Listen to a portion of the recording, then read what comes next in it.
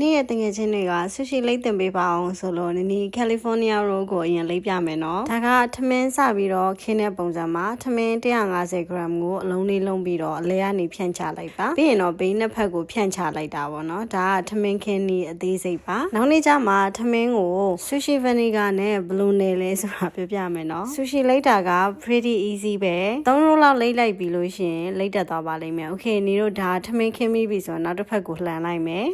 ဒီနေ့ကကယ်လီဖိုးနီးယားရိုးလိပ်ပြမှာဆိုတဲ့အခါကျတော့ကယ်လီဖိုးနီးယားဒီအမေရိကမှာသုံးတာကတော့သခွားသီးပါမယ်သခွားသီးကိုနေနေရေးဆေးထားလို့ရေးလေးပြအောင်တုပ်လိုက်တယ်ပြီးတော့သခွားသီးကိုအခွန်ခွာလိုက်မယ်ပေါ့နော်သခွားသီးကိုအခွန်ခွာပြီးရင်တော့သူ့ကိုလက်ညှိုးတစ်ချောင်းစာလောက်ရှိတဲ့အချောင်းလေးတွေလှီးမှာဖြစ်ပါတယ်တချို့တွေကတော့တေးသေးလေးတွေချစ်ကြတယ်တချို့တွေကကျတော့လေဒီလိုမျိုးအချောင်းလိုက်လေးလှီးကြတယ်အဲ့တော့ကိုကြိုက်တဲ့ပုံစံမျိုးလှီးပါနေနေကတော့ဒီမှာအချောင်းလိုက်ကလေးတွေလှီးပါမယ်ဘေးအသားလေးတွေကိုပဲယူပါမယ်အထဲထဲကအစိတ်တွေကိုတော့မယူပါဘူးလှစ်ပစ်လိုက်ပါမယ်ပြီးရင်တော့ထောပတ်တီခွဲပါမယ်ထောပတ်တီကတော့လေးစိတ်စိတ်ပြီးတဲ့အခါကျတော့မှဒီလိုမျိုးပြန်ပြီးတော့ခွဲလိုက်တာပေါ့နော်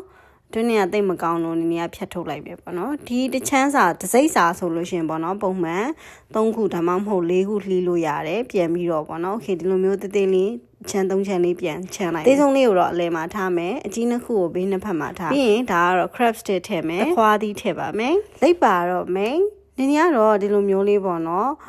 လက်လေးနှစ်ဖက်နဲ့တစားကိုယူလာပြီးတဲ့အခါကျတော့မှတစ်ဖက်ကလိတ်ထဲတယ်တစ်ဖက်ကကင်ပြီးတဲ့အခါကျတော့မှထည့်သွားတာပေါ့။ဒါလည်းကိုကမသေးကြဘူးထင်ရင်းလိတ်လေးနဲ့ဒီလိုမျိုးလေးပြန်ပြီးတော့မှအတွင်းထဲကိုလိတ်ထဲလိုက်ပြီးတော့မှနောက်ထပ်တစ်ပတ်လှိမ့်လိုက်ပေါ့နော်။အတွင်းထဲကိုကြစ်နေအောင်မထည့်ဘူးဆိုရင်လှီးတဲ့အခါမှာရိုးကကွဲသွားတတ်ပါတယ်။နောက်ဆုံးကျရင်တော့အပေါ်ကနေပြီးတော့ရင်းလိတ်လေးနဲ့ဖိပြီးလိုက်ပါမယ်။လှိတ်ပေးလိုက်မယ်။ဘေးနှစ်ဖက်ကိုလည်းဒီလိုမျိုးလေးအစလေးတွေမထွက်တော့အောင်ညီသွားအောင်အစလေးတွေကိုပိတ်ပေးလိုက်ပါမယ်။နောက်ဆုံးမှာတော့ရိုးလေးရပါပြီ။ဒီရိုးလေးကိုနီတို့အလဲကနေပြီးတော့ပိုင်းဖြတ်လိုက်ပါမယ်ညီလားမညီလားကြည့်အောင်တော့မဟုတ်ရင်တစ်ဖက်တို့တစ်ဖက်ရှိဖြစ်နေပါမယ်အဲ့တော့နောက်ဆုံးမှာတော့ sesame seed ပေါ့နော်နှမ်းစီလေးဖြန်းပြီးရင်တော့ဖြတ်ပြမယ်နော်လက်ညှိုးနဲ့လက်ကလေးရဲ့ဂျားလေးထဲမှာဓားလေးကိုထားပြီးတော့လက်ညှိုးတစ်လုံးစာ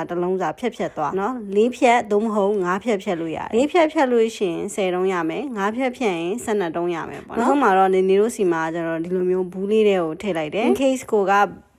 ပကံနဲ့ထည့်မှာဆိုလို့ရှိရင်လည်းပကံနဲ့ထည့်ပေါ့နော်ဒီမှာတော့ဘူးနဲ့ထည့်ပြီးတဲ့အခါကျတော့မှဒီစီမှာတော့ soy sauce ရဲ့ဒီ ginger ရဲ့ဒီ wasabi ရဲ့ထည့်တယ်ပေါ့နော်ထည့်ပြီးတဲ့အခါကျတော့မှဒီလိုမျိုးလေးပါဘူးဖုံးလေးပိတ်လိုက်ရင်တော့ sushi လေးကရသွားပါပြီ California roll ပါ